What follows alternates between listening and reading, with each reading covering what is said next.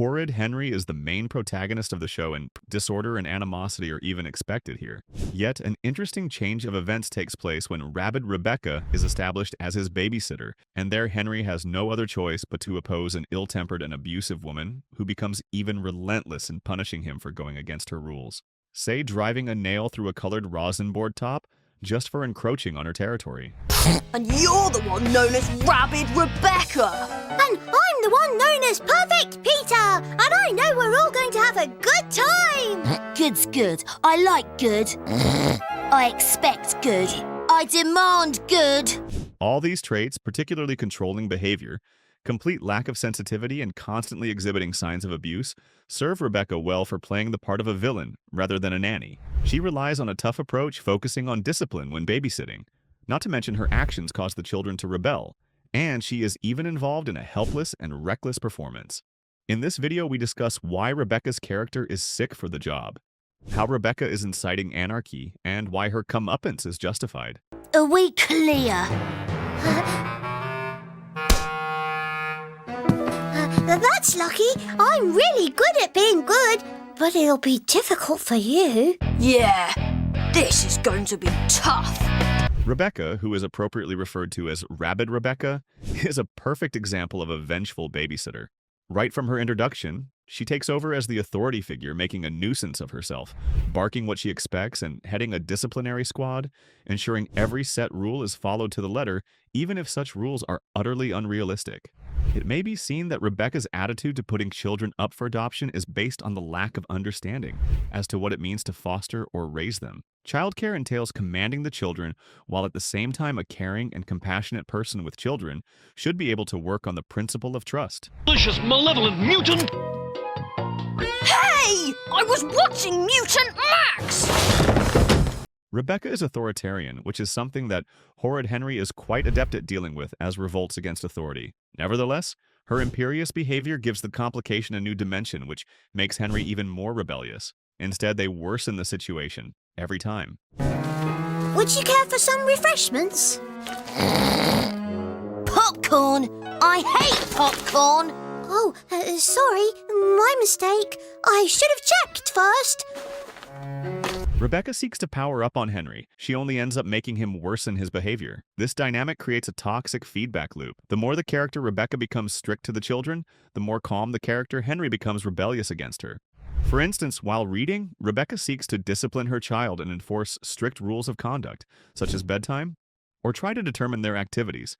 Henry is spiteful and counteracts her by devising tricky plans, aimed at tricking the woman.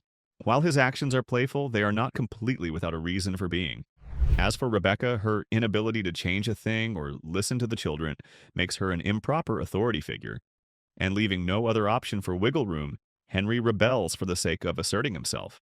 Get lost! Henry,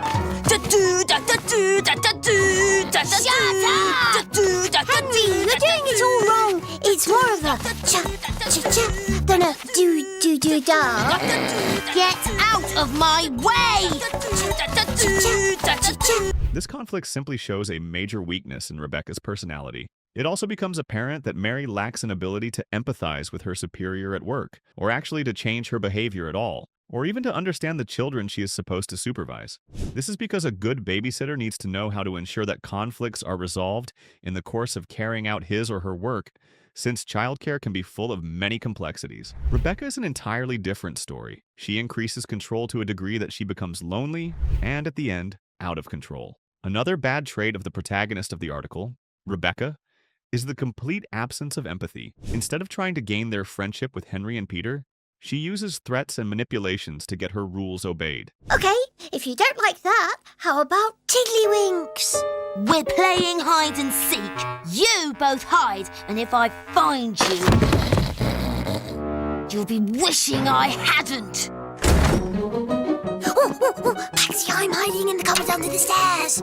Caring is one of the utmost fundamental values because it helps a babysitter deal with the children appropriately. Failing to show any sense of comprehension or empathy, Rebecca ensures the introduction of a conflict-ridden atmosphere. The cases where empathy is least expected is when Rebecca is dealing with Peter, a subordinate and a non-conflicts person. Nonetheless, she does not acknowledge or appreciate his compliance. He receives the rude treatment she gives Henry. Intruder, am I? 10 feet tall, am I? Teeth like icebergs, have I? It wasn't my idea. I think you're very charming. Get to bed! You have 5 seconds! While being a harsh teacher, seeing in herself an authoritarian figure, Rebecca cannot keep order and instigates it instead. Constant oppression because of her overemphasized order leads to high expectations of revolt, which Henry fulfills. The story thickens as Henry goes virtual with events leading to police to remove Rebecca from the house. This certainly goes to prove that Rebecca has so much to deal with children under her supervision. She certainly does not bring any feelings of order or security to the home. In fact, she only seems to incite the two brothers to misbehave and be aggressive towards each other. She learns that inflexibility makes her helpless when it comes to problems related to babysitting and fails to use reasoning to pursue this goal. We have an intruder in the house! Come quickly! An intruder? Don't worry, son. We'll have a squad car over there in no time. Now, what's this intruder look like? 10 feet tall, teeth the size of icebergs, and she's watching our TV right now! The fact that in the last scene when she is mistaken for a criminal and taken by the police is actually poetic justice. This resolution feels right, as it brings attention to the fact that Rebecca was ridiculous all along and never did her job.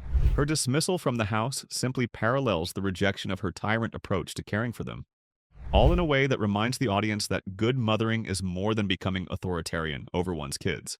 Although it is worth to note that Ms. Rebecca has some strange behaviors from licking the soup to drinking water with much pleasure, she also serves as a reminder of an important point about Henry's character growth in the film. That is the reason for her aggressiveness towards Henry, which finally makes him wake up and try to outsmart her in every way she uses. This active storyline reveals the main character's tenacity and resourcefulness, all the features of the protagonist of the story. But that's Rebecca. She's not an intruder.